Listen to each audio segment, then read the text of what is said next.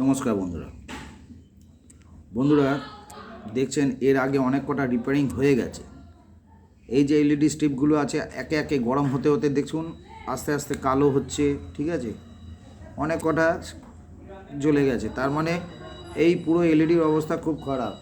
খুব সম্ভবত আপনারা চেষ্টা করবেন যে পুরনো কোনো এলইডি থেকে, আপনার বাল্বের কোনো পয়েন্ট থেকে আপনি এলইডি খুলে নিয়ে রিপেয়ার করার চেষ্টা করুন।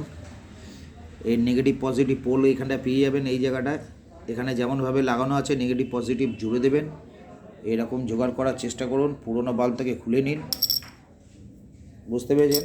এই দেখুন আমি দুটো খুলে নিয়েছি পুরোনো বাল্ব থেকে, এগুলো টেস্টেড আছে, ওকে আছে, এগুলো লাগিয়ে দেবেন, তাহলে অনেক দিন চলবে। নত এরকমভাবে আপনি রিপেয়ার করতে গেলে আপনার সময় নষ্ট হবে, আপনার টাইমও যাবে। তবু আমি রিপেয়ার করাটা আপনাদের দেখিয়ে দিচ্ছি কেমন করে রিপেয়ার করছি, কারণ এক হাতে থাকলে আপনারা কি করবেন। এই যে তাতাল বলি সোল্ডারিংয়ের ইয়েতে আমি অল্প একটু সোল্ডার নিয়ে রেখেছি, তবুও আমি একটুখানি সোল্ডার একটু দিয়ে দিচ্ছি যাতে আমার সুবিধার্থে একটুখানি আমি সোল্ডার পাই এখানে দেওয়ার জন্য। তো আমি অল্প একটু সোল্ডার নিয়ে নিয়েছি, এটা অনলাইনেই আছে এখনও, ঠিক আছে। আমি অনলাইনেই রিপেয়ারিংটা আপনাদের দেখাচ্ছি, ধৈর্য ধরে দেখুন।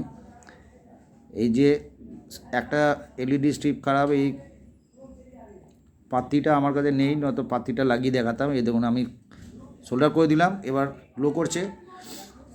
এবার বাদ বাকি আরও কয়েকটা খারাপ আছে, আমি চেক করে নেক্সট ভিডিওতে আপনাদের পাঠাচ্ছি। কমেন্ট অবশ্যই লিখুন বন্ধুরা, কাজ শিখুন। যারা আমার নতুন দর্শক আছেন ফলো রাখুন। আর অবশ্যই একটা জিনিস, সেফটি প্রিকশন নিজের কাছে রাখবেন। আর দ্বিতীয় কথা, অনলাইনে এমনিভাবে কাজ করবেন না। কিছুক্ষণের জন্য আপনি এখান থেকে লাইনটাকে আউট করে দিন, আউট করে দিয়ে আগে সোল্ডার করুন, সোল্ডার করার পর তারপরে আপনারা চেক করুন। আমি দেখানোর জন্য ভিডিওটা করছি, কারণ আমি অনলাইনে কাজ করছি, আমি যে কাজ করছি সত্যিকারে সেটা আপনাদেরকে বোঝানোর জন্য আমি অনলাইনে করছি। আপনারা কিন্তু করতে যাবেন না, কারেন্ট খেয়ে যাবেন। এখানে ডিসি ভোল্টেজ হাই থাকে, এখানে ছুতে যাবেন না কোনো কিছু। চেষ্টা করবেন যাতে একটু মোটা তার দিয়ে এটাকে সোল্ডার করা যায়। কারণ একটা জিনিস আপনারা জানবেন যে হ্যাঁ, সাবধান থাকার কোনো ইয়ে নেই, সাবধান থাকার চেষ্টা করবেন।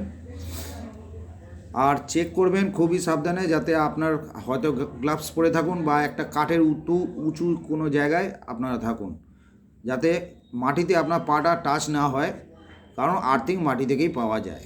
একটু উঁচু জায়গায় বসে আপনি কাজ করবেন।